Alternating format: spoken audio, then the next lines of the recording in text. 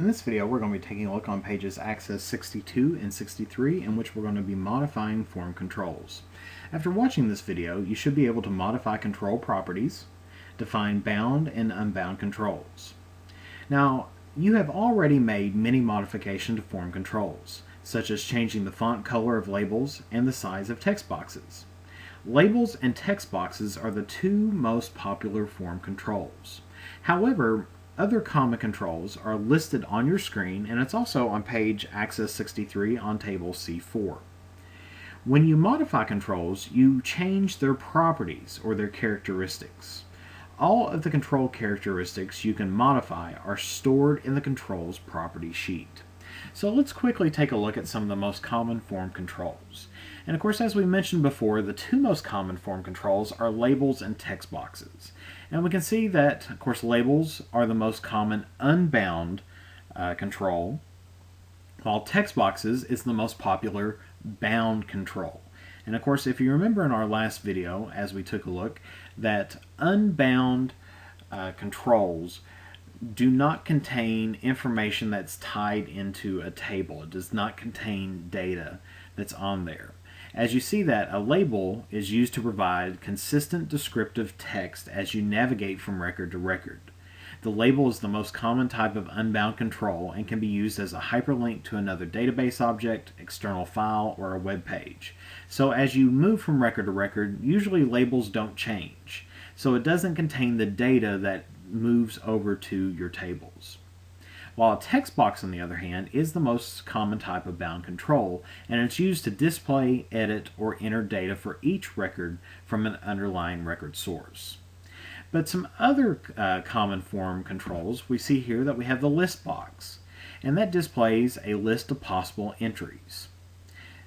In addition to a list box, we have a combo box, which is ultimately a combination of a text box and a list box.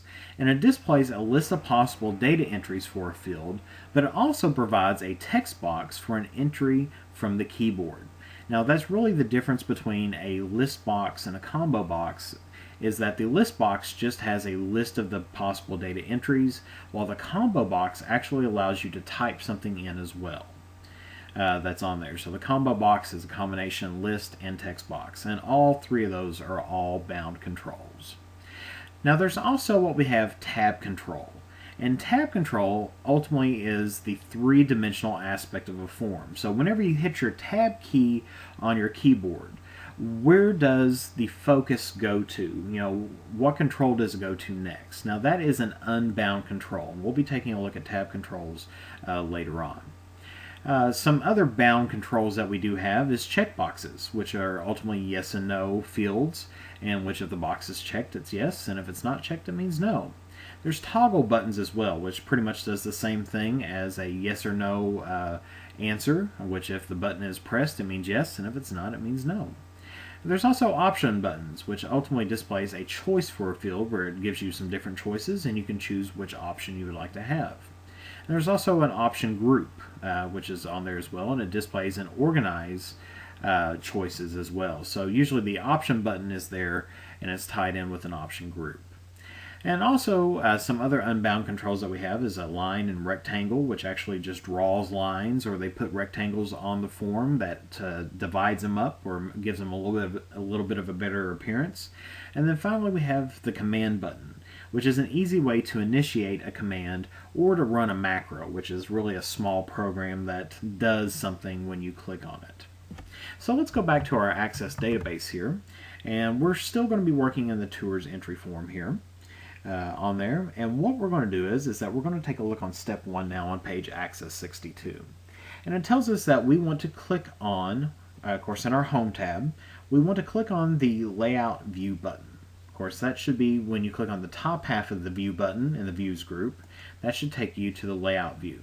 If it doesn't, or if you're not confident that it is, you can always click on the bottom half of that and click on the Layout View. Next, you want to click on the Property Sheet button, which is in the Tools group.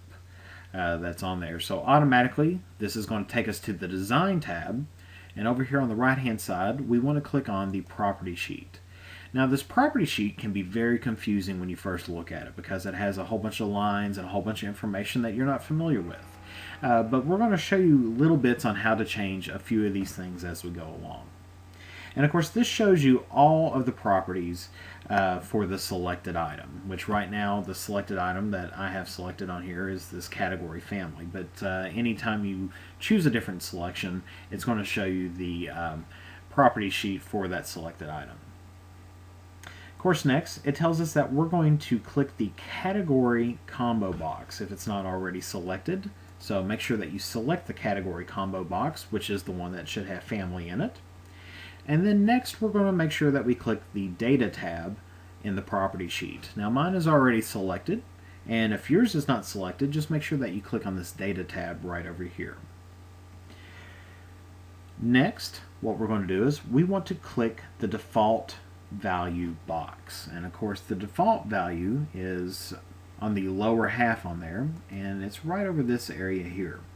And of course the default value is what it's going to be automatically. Right now it's blank, so it means that when it appears up with a new blank record, it's not going to have anything in it. However, we want to type in adventure and then press enter. And of course now we see that adventure is now listed in the box next to the default value. Now your property sheet should look like this now.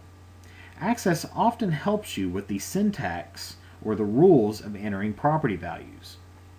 And in this case, Access added quotation marks around adventure to indicate that the default entry is text. Now properties are categorized in the property sheet with the format, data, event, and other tabs. And of course you also notice that there is an all tab, which is a complete list of all the controls properties. Now you can use the property sheet to make all control modifications. Now although you probably find that some changes are easier made using the ribbon as well. Now the property values change in the property sheet as you modify a control using the ribbon. On step 3, it tells us that we want to click the Format tab on the property sheet. So we go to our first tab, which is the Format tab, and then it tells us that we want to click Tour No Label. So we go over here to our tours entry form, and we're going to click on the tour number label. And of course you'll notice that the property sheet changed a little bit on there, and they're going to change depending on what kind of control that you have selected. Earlier we had a combo box selected, and this is what it's going to look like when you have a label selected. And once we have this, the tour number label selected, we then want to click on the Home tab. Once we click on the Home tab on the ribbon, we then want to go through and click the Align Right button in the text formatting group. So we want to go to our text formatting group, which is our group on the right hand side, and we want to click on the Align Right button. And of course you'll probably notice that a few little changes have been made over here. It happened so quickly it's really kind of hard to tell. But one thing that we can really tell is that the text align, this is the one that we want to take a look at right over here. The text align property, which is in the format, underneath the Format tab in the property sheet, is automatically updated from left to right. Now even though you changed the property using the ribbon instead of within the property sheet, it has been changed in the property sheet. So that's one little notice to make. So you don't have to always use the property sheet for everything. It is available for you to use, but you can also use the ribbon to make some of your changes as well. Next, let's take a look on step 4. And step 4 tells us that we want to click the tour name label. So we're going to click on the label right below tour number. And then it tells us that we want to press and hold our shift key on our keyboard. And then we want to click each other label in the first column on the form. So we're going to select all of these other labels on the form, because we've already changed the first one, but we want to change all the rest of them on here as well. Now with all the labels selected, you can modify their text align properties at the same time. So what we're going to do is we're going to go on step 5, we're going to click the right align in the text formatting group. So we're going to go back up to our ribbon and click on Align Right on there, and that should align all of our labels to the right hand side. Now, of course, don't be overwhelmed by the number of properties available for each control on the form or the number of ways to modify each property. Now, over time, you will learn about most of these properties, and at some point, it's only important to know the purpose of the property sheet and to understand that properties are modified in various ways. And of course, always you can look up, if you don't fully understand something on the properties, you can always look this information up on the internet. That's on there. If you don't really know 100% what something is, you can always do a quick search that's on there. You can use the help features that are available online as well. Next, once we have this completed, we can move on to step 6, which tells us that we want to click on the Save button, which is on the Quick Access toolbar, and that's up here on the upper left-hand side. We click on the Save button, and that is going to save our form on there, because where we made some modifications to it, it needs to be saved. Then next, it tells us that we want to click on our Form View button, which that's the top half of the view there, or you can click on the bottom half and click on View, either way. But we want the Form View on there. Then we're going to go ahead and click on the New Blank Record button in the navigation bar, and we're going to enter in another new record, which is actually shown on figure C10, but we're going to go over through that here as well. The tour name in this case is going to be the Durango Spider Riders. So that's D-U-R-A-N-G-O, and Spider is spelled a little bit differently. It's S-P-Y-D-E-R, and Riders, R-I-D-E-R-S. In this case, the tour start date is going to be 6/15 of 2015. The duration is going to be 5. The city is going to be Durango. The state abbreviation is going to be Colorado. But notice one thing as well, the category. Remember that previously in step number 2, we told the category combo box to have a default value of adventure. And take a look. The category default value is adventure.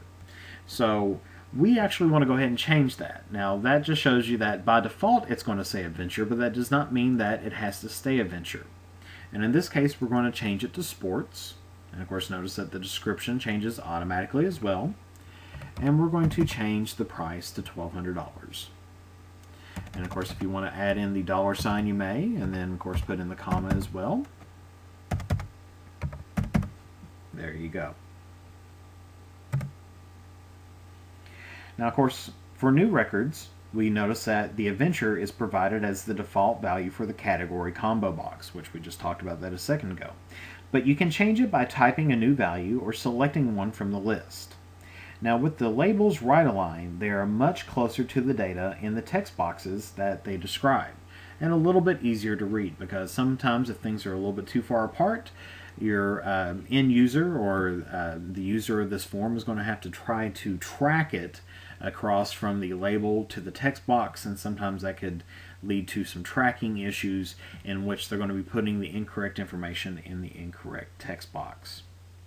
So once we have this information completed here, you are completed up with the information on pages Access 62 and 63, in which we modified form controls. And in the next video, we're going to be taking a look at creating calculations.